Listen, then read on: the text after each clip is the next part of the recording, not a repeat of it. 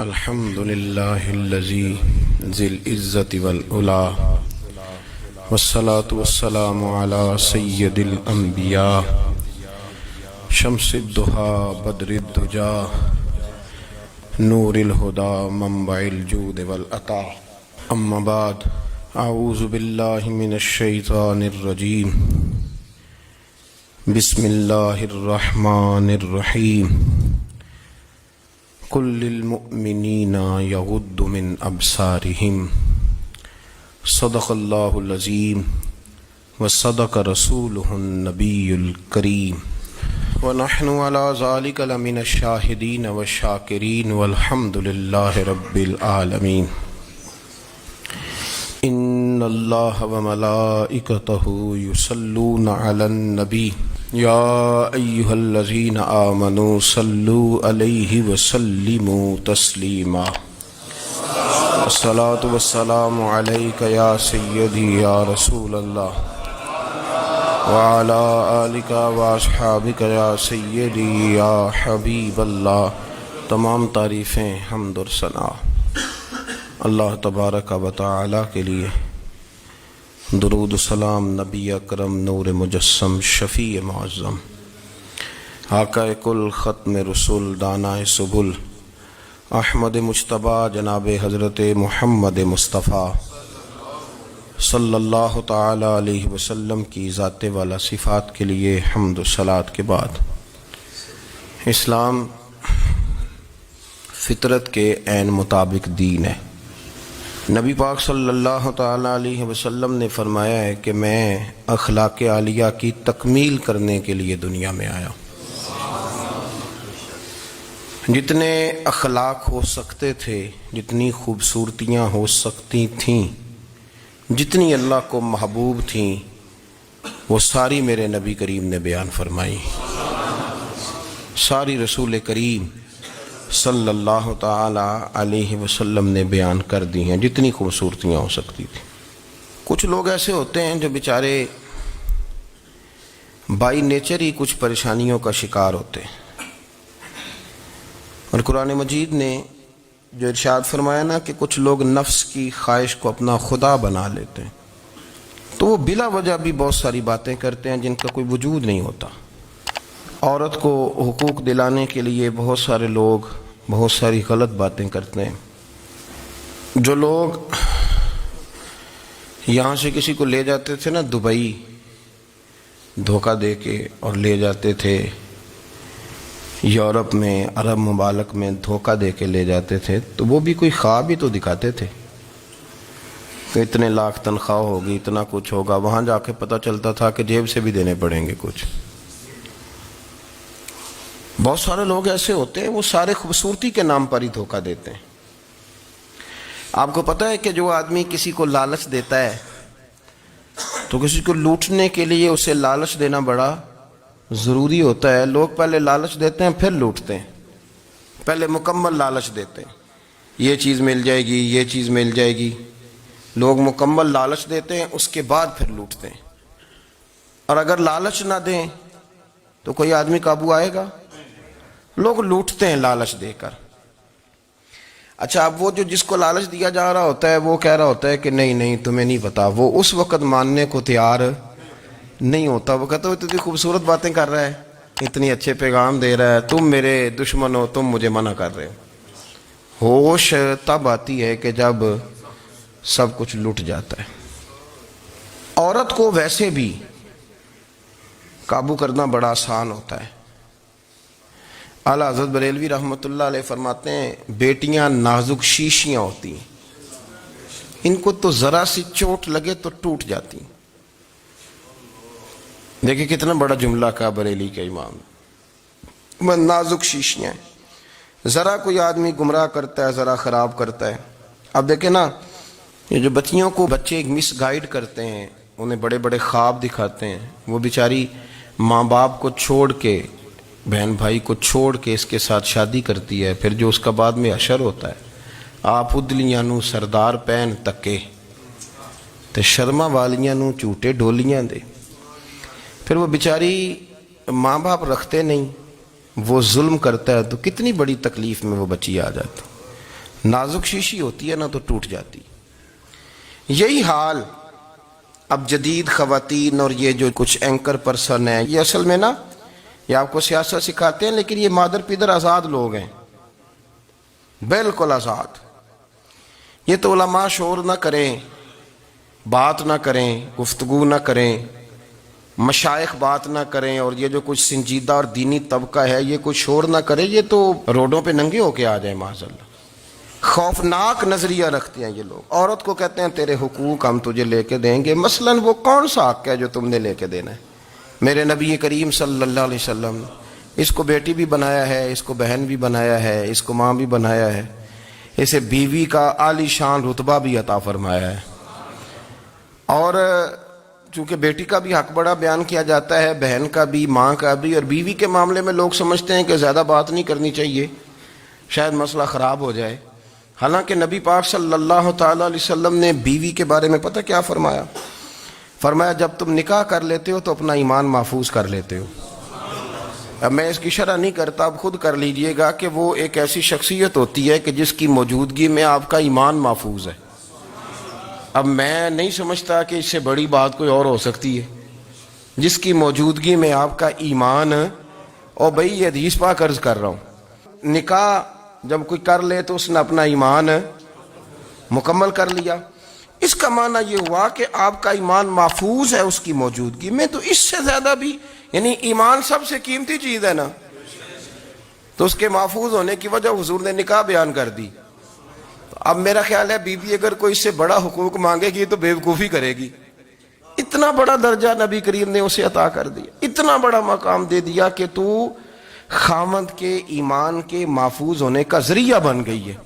عورت کو جو حقوق رسول کریم صلی اللہ تعالی علیہ وسلم نے عطا فرمائے، نبی پاک نے جو حقوق دیے، دیکھیں نا، حضرت عبداللہ ابن عمر رضی اللہ تعالیٰ عنہ کی اہلیہ بیمار تھی تو جلدی جلدی سے وہ آئے. تو جب بہت جلدی ہو، سفر بڑا شدید تھا، تو آپ نے جلدی سے نماز ادا کی، جلدی سے چلے. آپ کے خادم کہنے لگے حضور خیریت ہے؟ فرمایا میری بیوی بیمار ہے. تو اس نے عرض کی حضور آپ کی اہلیہ بیمار ہے. تو آپ نے نماز بھی جلدی سے پڑھی، سفر بھی جلدی جلدی کیا. تو فرمانے لگے یہ وہ چیزیں ہیں جو ہمیں مدینے والے رسول نے سکھائی. آپ اس کیفیات کو سمجھیں کہ حضور صلی اللہ علیہ وسلم نے درس دیا. اور پھر ایک اور بہت بڑی بات، یہ فضیلت کسی اور کو نہیں دی. جو عورت کو حضور نے فضیلت دی، یہ فضیلت کسی اور کو نہیں دی. کبھی حضور نے فرمایا کہ تمہارا ابا تمہارے ساتھ بہت سخت رویہ کرے تو تم نے اس کو اس سختی پر داد دینی ہے. فرمایا چلو اگر وہ زیادتی بھی کرے تو تم نے اس کے ساتھ سلوک اچھا ہی کرنا ہے. لیکن آپ ایک بات کو سمجھے نا کہ بچے کے بارے میں، بیٹے کے بارے میں، بیٹی کے بارے میں فرمایا 10 سال کے ہو کے نماز نہ پڑھیں تو سختی کرو، تمہارا ڈنڈا بھی لٹکنا چاہیے. بہت ساری جگہوں پہ بہت سارے لوگوں کے لیے سختی کا حکم دیا، لیکن عورت کے لیے حضور نے جو جملے کہے، اصل میں ہم سمجھتے ہیں کہ یہ ایک بات ہے، مشہور ہو گئی ہے روایت حدیث، تو بس اس کے پس منظر پر اور جملوں کے حسن پر شاید معاذ اللہ غور کرنے کی ضرورت نہیں. ذرا اس لفظ کی تاثیر پر غور کریں. حضور نے فرمایا عورت ٹیڑھی پسلی سے پیدا کی گئی ہے، یہ ٹیڑھی ہے، اس کو سیدھا کرنے کی کوشش کرو گے تو ٹوٹ جائے گی. تو حضور پھر ہمارے لیے حکم کیا ہے؟ فرمایا جیسی ہے تم اسی کے ساتھ نبھا کرو. آپ سمجھیں کہ اتنا محفوظ حضور نے درجہ دے دیا بی بی کو، اتنا محفوظ کہ فرمایا غلطی بھی ہو تو میرے غلاموں تم اس کے ساتھ نبھا کرو، گزارا کر لو.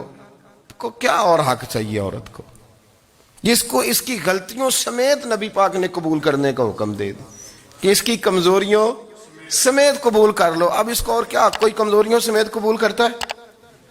کبھی آپ دکان پہ بیٹھے ہو تو آپ کہیں بھی اس میں یہ بھی غلطی، میرے مال میں یہ بھی کمزوری ہے، یہ بھی کمزوری ہے، یہ بھی کمزوری ہے، تو کر لے قبول. کرتا ہے کوئی؟ کوئی شخص ایسا ہو جو کسی چیز کی کمزوریاں بیان کر کے کہ اسے قبول کرو؟ پر رسول کریم صلی اللہ تعالی علیہ وسلم نے نا ہمیں سبق دیا، حضور نے ہمیں درس دیا، نبی پاک نے ہمیں پیغام دیا. فرمایا یہ ٹیڑھی ہے، سیدھی کرنے کی کوشش کرو گے تو بیچاری ٹوٹ جائے گی، تو اس کے ساتھ نبھا کر جاؤ. آپ میری بات کو سمجھیے گا. چلیں میں اس پر ایک اور بخاری مسلم کی حدیث پڑھتا ہوں. حضرت سلمان فارسی رضی اللہ تعالیٰ عنہ اور حضرت ابو دردہ کے درمیان بھائی چارہ تھا. مکے سے مدینے جب لوگ آئے تو حضور نے بھائی بھائی بنایا تھا. ان کے درمیان بھائی چارہ تھا تو ابھی پردے کی آیات نازل نہیں ہوئی تھیں تو لوگ ایک دوسرے کی طرف جاتے تھے. حضرت سلمان فارسی رضی اللہ تعالیٰ عنہ حضرت ابو دردہ رضی اللہ تعالیٰ عنہ کے گھر میں تشریف لے گئے تو دیکھا کہ ان کی بیوی بڑی غمگین بیٹھی ہیں. تو ہم نے فرمایا بہن کیا ہوا؟ تو کہنے لگی تمہارے بھائی کو دلچسپی کوئی نہیں رہی، ہر روز روزہ رکھ لیتا ہے اور ساری ساری رات نفل پڑھتا ہے. حضرت سلمان فارسی کہنے لگے ٹھیک ہے کر لیتے ہیں بندوبست. نماز دین ہے کہ نہیں؟ دین ہے نا یہ چیزیں. لیکن حضرت سلمان فارسی جناب ابو دردہ سے کہنے لگے آج میں نے تیرے گھر میں رہنا رات کو، کیونکہ وہ تو ساری رات نماز پڑھتے تھے، نفل پڑھتے تھے. انہوں نے کہا ٹھیک ہے. ایک بستر لا کے بچھا دیا حضرت سلمان فارسی کے لیے. سلمان فارسی فرمانے لگے دوسرا بھی لا.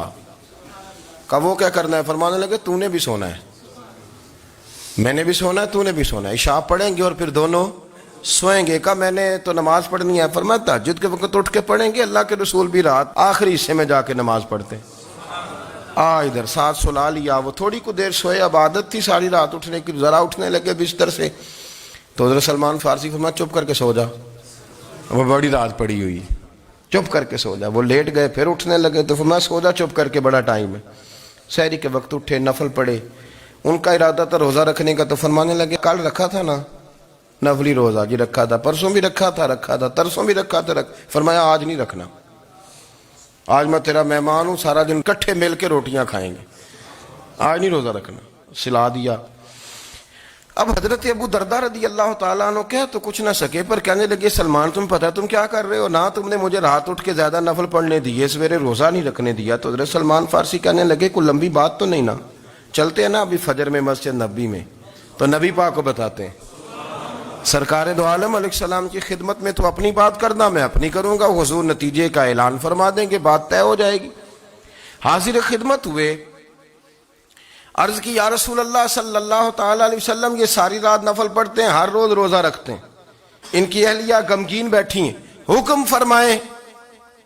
تو نبی پاک صلی اللہ علیہ وسلم نے فرمایا پھر ہوا کیا؟ یا رسول اللہ میں نے رات سلایا ہے، سحری میں اٹھایا ہے، سویرے روزہ نہیں رکھنے دیا. نبی پاک نے فرمایا سلمان فارسی نے ٹھیک کیا، سلمان فارسی نے ٹھیک کیا. پھر حضور نے فرمایا، نبی کریم نے فرمایا ابو دردہ تیرے اوپر اگر اللہ کا حق ہے، اس کے رسول کا حق ہے، دین کا حق ہے، تو فرمایا تیری آنکھ کا بھی تیرے اوپر حق ہے، تیرے وجود کا بھی تیرے اوپر حق ہے. یہ حضور نے فرمایا تیرے بچوں کا بھی تیرے اوپر حق ہے، تیری بیوی کا بھی تیرے اوپر حق. اس حق کو بھی سمجھے. حقوق اللہ بھی ہیں، پر تیری آنکھ کا بھی تیرے اوپر. کیا مانا کہ تیری آنکھ سونا چاہتی ہے تو اسے سلا بھی. تیرے وجود کا بھی تیرے اوپر حق. تو تیرا وجود آرام کرنا چاہتا ہے تو اسے آرام بھی کرا. اور پھر وہاں نبی پاک صلی اللہ علیہ وسلم نے فرمایا میں تم سب، سننا یہ لفظ حدیث کے، حضور نے اسی موقع پر فرمایا میں تم سب سے زیادہ اپنے رب کو جانتا ہوں اور میں تم سب سے بڑھ کر اپنے رب سے ڈرتا ہوں. حضور فرمانے لگے میں روزہ بھی رکھتا ہوں، افطار بھی کرتا ہوں، یعنی کبھی رکھتا ہوں اور کبھی نہیں رکھتا. فرمایا میں نفل بھی پڑھتا ہوں اور اپنی بیویوں کو وقت بھی دیتا ہوں. سرکار مسجد میں بھی آتے تھے، نواسوں کے ساتھ کھیلا بھی کرتے، ان کے ساتھ پیار بھی کرتے. تو اتنے بڑے حقوق حضور نے بیان فرمائے عورتوں کے کہ تمہاری بیوی کا بھی تمہارے اوپر. لو ایک حدیث بخاری کی اور یہاں بیان کر دیتا ہوں. ایک شخص نے آ کے عرض کی یا رسول اللہ صلی اللہ تعالی علیہ وسلم جہاد کے لیے تیاری ہو گئی ہے، صفیں بن رہی ہیں، مجاہدین کی تیاری ہے، تو میرا بھی نام لکھ دیا گیا ہے مجاہدوں کی لسٹ میں، لیکن یا رسول اللہ صلی اللہ تعالی علیہ وسلم میری بیوی نے حج کی تیاری کر لی ہے اور میرے دوستوں نے، صحابہ نے میرا نام مجاہدین کی لسٹ میں لکھ دیا، تو میرے لیے کیا حکم ہے؟ یہ بخاری مسلم ہے. تو نبی پاک صلی اللہ تعالی علیہ وسلم نے فرمایا جہاد پہ کوئی اور چلا جائے گا تو بیوی کے ساتھ حج کرنے جا، اسے محرم کی ضرورت ہے، وہ تیرے بغیر کیسے جائے گی؟ مجاہدین کو تو اور مجاہد مل جائے گا، پر تو اپنی بیوی کے ساتھ جانا. نبی پاک صلی اللہ علیہ وسلم نے مرد کو محافظ بنایا ہے، عورت کو مرد کا قیدی نہیں بنایا، بلکہ عورت کو حفاظت عطا کی اور مرد کو اس کا محافظ بنایا. اب بچیاں آزاد ہونا چاہتی ہیں، اور آزادی بھی وہ والی کہ جو بنیادی طور پر آزادی نہیں، فحاشی ہے. میں نے بہت پہلے کہا ہے کہ اسلام بیٹیوں کو قیمتی سمجھتا ہے، جس بندے کے پاس 20 تولے سونا ہو وہ چوک میں لے کے نہیں آتا، وہ قیمتی چیز ہے، اس نے چھپا کے رکھی ہوتی ہے. تو جو نبی پاک صلی اللہ علیہ وسلم کا کلمہ پڑھنے والے بیبیاں، اسلام انہیں قیمتی سمجھتا ہے، کہتا ہے کہ تم قیمتی ہو لہذا گھر کے اندر رہو، تم باہر نہ ہو. لیکن عورتیں ہیں کہ ان کو بلا وجہ لوگ خراب کر دیتے ہیں اور بلا وجہ وہ اس مغالطے کا شکار ہو جاتی ہیں.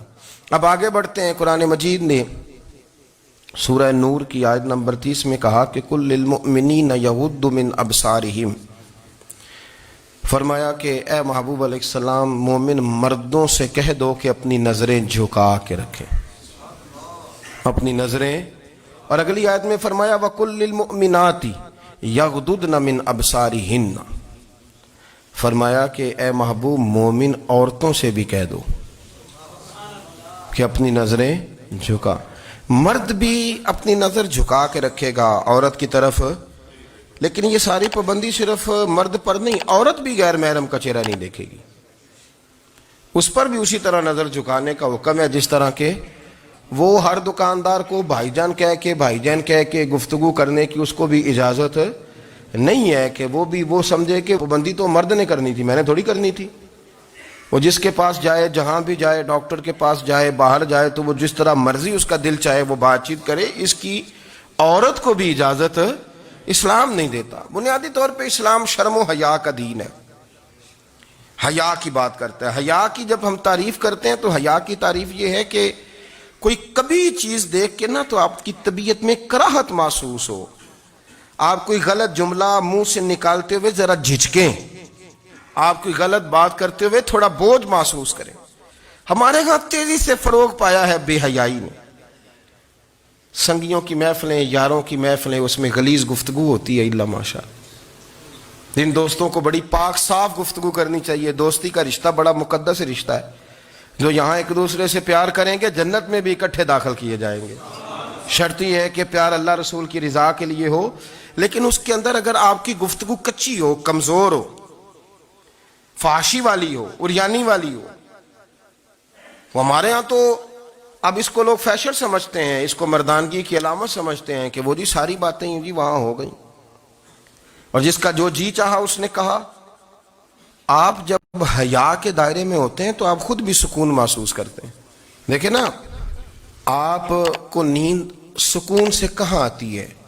جہاں کمرہ بند ہو، چاروں جانب دیوار ہے، اوپر چھت ہے، خالی دروازہ بھی کھلا ہوا ہونا تو جب بندہ سکون لینا چاہتا ہے تو کہتا ہے یار ذرا دروازہ ذرا بند کر دو. وہ اچھی طرح اپنے آپ کو چھپا لیتا ہے نا حیا کے پردے میں، تو اللہ اسے سکون عطا کرتا ہے. اور جو اس سے بھی زیادہ ٹھنڈی نیند میں جانا چاہتا ہے وہ کہتا ہے لائٹ بھی بند کر دو.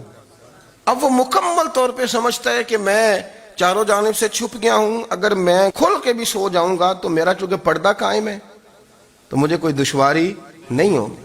آپ جب چھپ جاتے ہیں، جب آپ حیا کے اندر سمٹ جاتے ہیں، جب آپ چادر کے اندر آ جاتے ہیں تو آپ بہت ساری جگہوں پہ آسانی محسوس کرتے ہیں.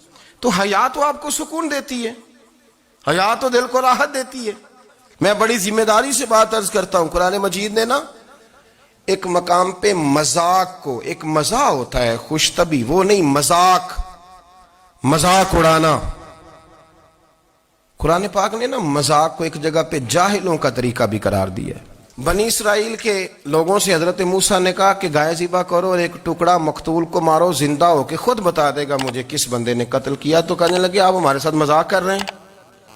تو قرآن مجید کہتا ہے کہ حضرت سیدنا موسیٰ علیہ السلام فرمانے لگے اعوذ باللہ ان اکون من الجاہلین، فرمانے لگے میں اللہ کی پناہ مانگتا ہوں کہ میں جاہلوں میں سے ہو جاؤں. یہ مذاق کرنا تو جاہلوں کا طریقہ ہے. اگر آپ کی زبان سے بے حیائی کا جملہ نکل گیا، اگر آپ کی زبان سے بے حیائی کا جملہ نکل گیا، آپ نے کہہ دیا کہ ہم آزاد لوگ ہیں، جو مرضی کریں گے، جو مرضی کہیں گے، جو ہمارا دل میں آئے گا کریں گے، تو پھر تو لوگ آپ کا وہ حشر کریں گے کہ آپ سے برداشت ہی نہیں ہوگا. جس کا لوگ مذاق بنا لیتے ہیں اور جو مذاق بن جاتا ہے پھر اسے کوئی جینے دیتا ہے. آپ حیا کی چادر میں چھپیں گے تو بچیں گے. اگر آپ نے اپنا مذاق بنوا لیا یہ کہہ کے کہ میں نے مرضی کرنی ہے، پھر یاد رکھنا چھپنے کو جگہ نہیں ملے گی، پھر تکلیف میں آ جائیں گے، پھر بہت بڑی اذیت کا شکار ہو جائیں. شرم و حیا، عرب کے اندر جو کنواری لڑکیاں تھیں ان میں بڑی حیا ہوتی تھی. الحمدللہ میں بڑے فخر سے کہتا ہوں کہ میرے پنجاب کی، میرے پاکستان کی بیٹیاں بھی 20 دفعہ ان کا ابا کہے تیری شادی کرنی ہے تو وہ آنکھ نہیں اٹھا پاتی آج بھی۔ یہ تو وہ چند لوگ ہیں جو کہتے ہیں ہم ہائی کلاس ہو گئے، ہمیں نہیں پتا کہ وہ روشن خیال ہو گئے ہیں کہ روغن خیال ہو گئے، پتہ نہیں کدھر چلے گئے۔ ورنہ ہماری بیٹیاں آج بھی جب ان سے ان کا باپ، ان کی ماں بات کرتی ہے تیری شادی کی، تو وہ تو شرم کے ساتھ پچھلے سے پچھلے کمرے میں چھپتی ہیں۔ یہ اللہ نے فضل کیا ہوا ہے اس ملت پر۔ تو عرب کی لڑکی بڑی حیا والی ہوتی تھی، اس سے کوئی بات کرنی پڑتی تھی تو 20 دفعہ بات کی جاتی، پھر بھی وہ عورت چھپتی پھرتی تھی۔ حضرت عائشہ صدیقہ رضی اللہ تعالیٰ عنہ فرمانے لگیں میرے نبی پاک صلی اللہ علیہ وسلم عرب کی کنواری لڑکیوں سے بھی زیادہ حیا کرنے والے۔ قاضی اعجاز مالکی نے، شیخ عبدالحق محدث دہلوی نے، دیگر بزرگ جو سیرت نگار گزرے انہوں نے لکھا ہے کہ نبی پاک صلی اللہ علیہ وسلم کے اندر 100 مردوں سے زیادہ طاقت تھی، 100 مردوں سے زیادہ طاقت۔ اب جو بات کہنے لگا ہوں، جو نتیجہ دینے لگا ہوں، اس پر خاص توجہ آپ فرمائیں گے۔ ذرا فکری طور پر، نظریاتی طور پر ایک چیز کو سمجھیے۔ ہم سمجھتے ہیں کہ جوان لڑکا ہے جی جو مرضی کرے، عمر ہے جی۔ آپ ذرا بات پر غور کیجئے گا کہ حضور صلی اللہ علیہ وسلم میں طاقت 100 مردوں سے زیادہ ہے اور حیا کنواری لڑکیوں سے بھی زیادہ ہے۔ ذرا اس بات کا تقابلی جائزہ کیجئے گا کہ طاقت 100 مرد سے زیادہ ہے لیکن حیا کنواری لڑکی سے بھی زیادہ ہے۔ اس کا معنی یہ ہوا کہ جس ٹہنی کو پھل زیادہ لگ جاتے ہیں وہ جھکا کرتی۔ تو حیا تو حسن ہے، حیا تو آپ کو پاک صاف کرے گا، حیا تو آپ کو نرالا کرے گا، انوکھا کرے گا۔ وہ ہمارے ایک دانشور ہے، تو مضمون لکھا، کئی باتیں بڑی پسند آتی ہیں۔ وہ کہتے ہیں کہ میری اہلیہ، ان کو بھی کسی نے مس گائیڈ کر دیا تھا، حالانکہ اچھی خاتون ہے، کسی نے مس گائیڈ کر دیا۔ تو وہ بھی سماجی اور ویلفیئر، اور یہ خواتین کو شوق ہوتا نا بننے کا، تو وہ بھی سماج کے اندر اچھا مقام تلاش کرنے کے موڈ میں آ گئی۔ تو کہیں ایک دن جانا تھا تو بڑی بن سنور کے میرے ساتھ وہ گاڑی میں بیٹھ گئی۔ تو میں گاڑی میں، عورتوں کو یہ بھی مسئلہ ہوتا ہے نا کہ ہماری تعریف کرو، تو کئی دفعہ بعد مردوں بیچاروں کو جھوٹ بولنا پڑتا ہے، تو زبردستی کراتی ہے نا جی۔ تو اس میں گنجائش بھی دی ہے شریعت نے گنجائش دی ہے کہ کبھی بیوی کو راضی کرنے کے لیے خلاف واقعہ بات کرنی پڑے تو کر لینی چاہیے، تو وہ کراتی بھی ہیں۔ 3 موقع پر خلاف واقعہ بات کرنے کی اجازت ہے، یعنی واقعے کے خلاف بھی آپ بات کر سکتے ہیں۔ جنگ کے موقع پر 2 لوگوں کو صلح کرانے کے لیے اور بیوی کو راضی کرنے کے لیے کر لیں کوئی ایسی بات، بے شک اپنی طبیعت پہ جبر کر کے کر لیں، گنجائش ہے، اجازت ہے۔ تو وہ کہتے ہیں جب وہ گاڑی میں میرے ساتھ بیٹھی بن سنور کے، تو وہ تقاضا کرنے لگی کہ میں نے بڑے اچھے کپڑے پہنے ہیں پر آپ نے توجہ نہیں کرائی۔ تو سیاںا بندہ تھا، وہ چاہ رہا تھا کہ میری خاتون سمجھ جائیں۔ وہ کہتے ہیں مجھے پتا تھا کہ بیچاری مس گائیڈ ہو گئی ہے، دل کی بڑی اچھی ہے، سیاਣੀ ہے، لیکن اس کو کچھ خواتین نے، کچھ لوگوں نے مل کے اس کو ذہن غلط کر دیا ہے کہ سماج میں نکلو، باہر جاؤ، کام کرو، فلاں کرو، اپنی مرضی سے جیو۔ تو میرے ساتھ گاڑی میں بیٹھی کہیں جانے کے لیے، تو مجھ سے کہنے لگی کہ آپ نے میری طرف توجہ ہی نہیں کی، آپ نے کوئی ذکر ہی نہیں کیا کہ میں کیسی لگ رہی ہوں۔ تو وہ کہتے ہیں میں نے اسے کہا کہ اگر تو ناراض نہ ہو تو پھر میں صحیح والی تعریف کر دوں۔ تو اس نے کہا کہ آپ کر دیں۔ تو کہتے ہیں میں نے درد سے اور خلوص سے اپنی بیوی سے کہا، خلوص کے ساتھ میں نے کہا میں تو روز گھر ہوتا ہوں، روز شام کو گھر ہوتا ہوں، اگر تو میرے لیے تیار ہوتی تو میں تیری تعریف کرتا، لیکن آج تو باہر جانے کے لیے تیار ہوئی، تو پھر ان سے تعریف کی امید رکھ جن کے لیے تو نے تیاری کی ہے۔ میرے لیے تیاری کرتی تو میں تو ہر شام تیرے پاس ہوتا ہوں۔ کہتے وہ میرے لفظوں میں درد تھا تو وہ بھی رو پڑی، اور کہنے لگی آپ گاڑی روک دیں، مجھے باہر جا کے کسی کو راضی نہیں کرنا، میں نے اسے راضی کرنا ہے جس کو رب کریم نے میرا شوہر بنایا ہے اور میرے لیے منتخب کیا ہے میرے ماں باپ کو، میں واپس لوٹتی ہوں۔ یہ ایک پہلو ہے سلگتا ہوا، اس کو سمجھا جائے۔ رسول کریم صلی اللہ علیہ وسلم عرب کی کنواری لڑکیوں سے زیادہ حیا والے تھے، کنواری لڑکیوں سے زیادہ حضور حیا فرمایا کرتے تھے۔ جب خانہ کعبہ کی مکہ شریف میں تعمیر ہو رہی تھی نا، اہل عرب اس کو تعمیر کر رہے تھے، تو نبی پاک صلی اللہ علیہ وسلم اپنے چچا حضرت عباس کے ساتھ خانہ کعبہ کی تعریف میں مصروف تھے. تو عرب کے لوگ چونکہ لمبا کرتا پہنتے تھے پیروں تک، تو نیچے اگر کسی وقت کوئی چیز نہیں بھی ہوتی تھی تو کسی کو وہ نظر نہیں آتی تھی، چونکہ پردہ رہتا تھا، ایک لمبا کرتا پہنا ہوا ہوتا تھا. تو جب بچے، سرکار کی عمر مبارک بھی ابھی تھوڑی تھی، تو اس طرح بچے جب نکلتے تو وہ کئی دفعہ اپنی تہمت اتار دیتے نیچے سے، اور کوئی مزدوری کرنے لگتے تو 3-4 طے کر کے نا تہمت کی کندھے پہ رکھ لیتے، جس طرح کبھی دیہاتوں میں لوگ کپڑا سر پہ رکھتے تھے کہ اوپر اگر کوئی وزنی چیز رکھیں گے تو وہ تکلیف نہیں دے گی. نبی پاک صلی اللہ علیہ وسلم بھی سب لوگوں کے ساتھ خانہ کعبہ کی تعمیر میں شامل تھے. تو حضرت عباس رضی اللہ تعالیٰ عنہ نے کہا حضور سے، ابھی اللہ نے نبوت بھی نہیں فرمایا تھا، بھتیجے آپ بھی تہمت اتاریے، یہ صحیح مسلم میں حدیث موجود، اور اس کو کندھے پہ رکھ لیجیے، آپ اینٹیں اٹھا اٹھا کے لا رہے ہیں تو ذرا آپ کو تکلیف نہیں ہوگی.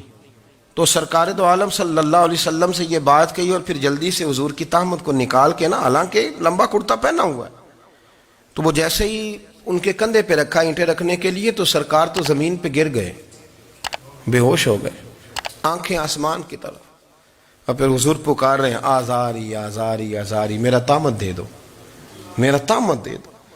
کبھی کوئی شخص اس وجہ سے بھی بے ہوش ہوا ہے کہ میرے وجود سے کپڑا اتر گیا ہے؟ حالانکہ سرکار پر وہ بے ہوشی بھی نبی پاک کا وہ جو غلبہ ہے نا شرم و حیا کا، اس کی وجہ سے ہوئی، ورنہ تو حضور فرماتے ہیں کہ میری آنکھیں سو جاتی ہیں، دل تو میرا اس عالم میں بھی جاگتا رہتا ہے. تو سرکار زمین پہ تشریف لے آئے، آنکھیں میرا تہمت دے دو، میرا تہمت دے دو. تو جلدی سے انہوں نے تہمت دیا تو حضور نے باندھ لیا. پھر طبیعت مبارک میں تسلی ہوئی، یعنی ہم اس رسول کے غلام ہیں کہ جن کے تو وجود سے کپڑا اتر جائے تو حضور برداشت نہیں کرتے، قبول نہیں فرماتے، تکلیف شروع ہو جاتی. لیکن یہاں نوجوان ہیں اور بڑا قد کاٹ ہے اور بڑے بڑے سمجھدار لوگ ہیں، گرمی آتی ہیں تو شارٹ کپڑے پہن کے گھومتے ہیں، ان کو خیال نہیں کہ یہ وہ والا لباس ہے جو باہر تو کیا گھر میں اماں کے سامنے نہیں پہننا چاہیے، بہنوں اور بیٹیوں کے سامنے نہیں پہننا چاہیے. آپ کی گفتگو میں شرم و حیا ہو، آپ کے لب و لہجے کے اندر حسن ہو. آپ کو پتہ ہے نبی پاک صلی اللہ علیہ وسلم نے فرمایا میری امت میں سب سے زیادہ حیا کرنے والے عثمان غنی ہیں. عثمان غنی سب سے زیادہ حیا کرنے والے. آپ فرمایا کرتے تھے جب سے حضور کا چہرہ دیکھا ہے میں نے کبھی اپنی شرمگاہ بھی نہیں دیکھی، میں نے آنکھوں کا وضو نہیں توڑا، اور جب سے حضور کے دست مبارک میں نے بیعت کے لیے سیدھا ہاتھ بڑھایا تو پھر سیدھا ہاتھ میں نے کبھی گندگی کو نہیں لگایا. حیات. آپ باتھ روم کے اندر بھی غسل فرماتے تھے تو کپڑوں سمیت کرتے تھے. کسی نے کہا حضرت جی واش روم کے اندر کیوں نہیں کپڑے اتارتے؟ آپ فرمانے لگے باہر بندوں سے حیا کرتا ہوں، اندر جاتا ہوں تو رب سے حیا آنی شروع ہو جاتی، وہ تو دیکھ رہا ہے نا. تو میں جو بات آپ کی خدمت میں عرض کرنا چاہتا ہوں اس کو آپ سمجھیے گا میرے عزیز، کہ شرم والا مزاج، گفتگو بھی شرم والی، آنکھیں بھی شرم والی، لباس بھی شرم والا، دوستی یاری بھی شرم والی، بہت ساری ایسی باتیں. دیکھیں نا آپ ذرا، میں نے کہا کہ باتوں کو سن کے گزر نہ جایا کریں، اس کی گہرائی پر غور کریں. حضور علم کا سمندر ہے، سرکار سے زیادہ علم دنیا میں کسی کے پاس موجود نہیں ہے، اور صحابہ کو موقع ملا ہوا ہے اس سمندر سے فیض لینے کا. لیکن ان کی حالت یہ ہے کہ حضرت علی المرتضیٰ فرماتے ہیں 14 دن گزر جاتے، حضور سے کوئی سوال پوچھنا ہوتا تھا پر میں شرم کے مارے نہیں پوچھ پاتا تھا. 14 دن بخاری شریف میں موجود ہے. ایک دن نبی پاک صلی اللہ علیہ وسلم نے پوچھا صحابہ سے کہ وہ کون سا درخت ہے جس کے پتے نہیں گرتے، اور وہ درخت اس طرح ہے جس طرح مومن ہوتا ہے، وہ درخت میرے مومن کی طرح بتاؤ. حضرت عبداللہ ابن عمر فرماتے مجھے پتا تھا کہ وہ کھجور کا درخت ہے، لیکن چونکہ ابو بکر صدیق بھی بیٹھے ہیں، عمر فاروق بھی بیٹھے ہیں، مولا علی بھی بیٹھے ہیں، عثمان غنی بھی بیٹھے ہیں، اتنے جید لوگ بیٹھے ہیں، تو مجھے حیا آتی تھی کہ میں کیوں جواب دوں. کہتے سرکار نے کئی دفعہ پوچھا، لوگوں نے کئی اور درخت بتائے، پر فرمایا تمہارا جواب درست نہیں ہے. آپ حیا کے اس پہلو پر غور کریں کہ سوال کا جواب آتا ہے. سوال کا جواب، یعنی مجھے سوال کا جواب آتا اور پھر میں دوں نہ، مجھے بدعزمی نہ ہو جائے گی؟ یہ کیسے ممکن ہے کہ میری رات گزر جائے، مجھے پتا بھی تھا اور میں نے بتایا نہیں؟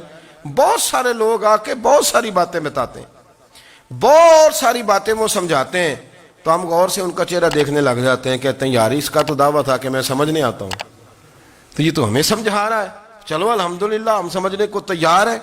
لیکن میرے عزیز پتہ بھی ہے جواب کا، علم بھی ہے، لیکن فرماتے ہیں میری حیا نے مجھے اجازت نہ دی کہ میں جواب دوں۔ آپ فرماتے ہیں پھر حضور سے صحابہ نے عرض کی کہ یا رسول اللہ آپ ہی بتا دیں وہ درخت کون سا ہے، تو حضور نے فرمایا بھئی وہ کھجور کا درخت ہے۔ تو آپ فرماتے ہیں میں دل میں کہہ رہا تھا کہ الحمدللہ میرا جواب درست ہے، حالانکہ میں نے جواب دیا ہی نہیں۔ تو لفظوں میں حیا، جملوں میں حیا، آنکھوں میں حیا، اٹھنے میں حیا، بیٹھنے میں حیا، چلنے میں حیا ایک خوبصورت حسن ہے۔ اور نبی پاک صلی اللہ علیہ وسلم نے فرمایا جب تو بے حیا ہو جائے نا پھر تو آزاد ہے، پھر تو جو مرضی کا، پھر تو جو۔ اس لیے بزرگ جب کسی کو بے حیا کہتے تھے نا، اللہ اکبر، اور جب کسی کو کہتے تھے نا یہ بے حیا ہے تو لوگ سمجھتے تھے کہ کوئی ہلکی سی بات کر دی ہے، لیکن ان کا معنی یہ ہوتا تھا کہ بس بھائی اب اس کے ساتھ کوئی کلام کرنے کی ضرورت ہے، اس کو اب اصلاح کی ضرورت نہیں، یہ بے حیا ہے۔ کیا معنی؟ کہ اب یہ جو اس کے دل میں آئے گا وہ کرے گا، جو اس کی طبیعت چاہے گی وہ کرے گا، اب یہ کسی پہلو بھی قابو آنے کو تیار بے حیا ہو گیا۔ بے حیائی بہت بڑا عیب ہے، اور جو لوگ کہتے ہیں کہ ہمیں بالکل آزادی ہونی چاہیے، ہمارا اپنا جسم ہے تو ہماری اپنی مرضی چلے گی۔ ایک وزیر صاحب ہیں، پتہ نہیں میں ان کو جانتا تو نہیں، انہوں نے سینٹ میں تقریر کی ہے، میں نے ان کی بات سنی ہے۔ اس نے کہا نہیں بھائی، جسم رب کا ہے تو مرضی بھی تو رب کریم کی چلے گی، اور مرضی بھی اللہ کی۔ یہ مجھے تھوڑا سا مسئلہ ہے جسم پر، کبھی کبھی مجھے کثرت سفر سے الرجی ہو جاتی ہے۔ میرے ساتھ لوگ نا دل سے پیار کرتے ہیں، شاید ہی کوئی اچھا ڈاکٹر ہو جس تک میرے سنگی مجھے لے کے نہ گئے ہوں، پر جسم اللہ کا ہے نا، مرضی بھی جب وہ چاہے گا صحت دے گا۔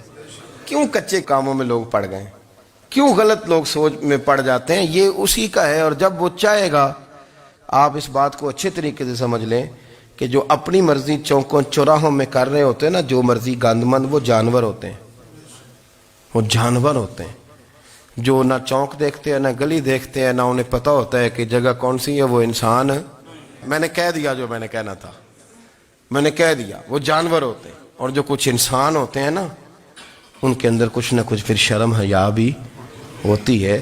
وہ چوکوں چوراہوں میں وہ حرکتیں اور وہ کام نہیں کرتے جو جانور کرتے ہیں۔ ان کے لیے بڑے پردے ہوتے ہیں، ان کے لیے بڑی باتیں ہوتی ہے، ان کے لیے بڑا کچھ ہوتا ہے۔ جو بالکل آزاد ہو جائے، کوئی پتہ نہ ہو کس وقت کیا کہنا ہے، کیا کرنا ہے، تو پھر وہ دائرہ انسانیت سے خارج ہو جاتا ہے۔ ہم آپ کو کیا دعوت دیں؟ آپ تو وہ باتیں کر رہے ہیں جو اسلام کا انسانیت کے حق میں بھی ٹھیک نہیں، آپ تو وہ والی باتیں کر رہے ہیں جن کا انسانیت بھی تقاضا نہیں کرتی کہ یہ باتیں ہونی چاہیے۔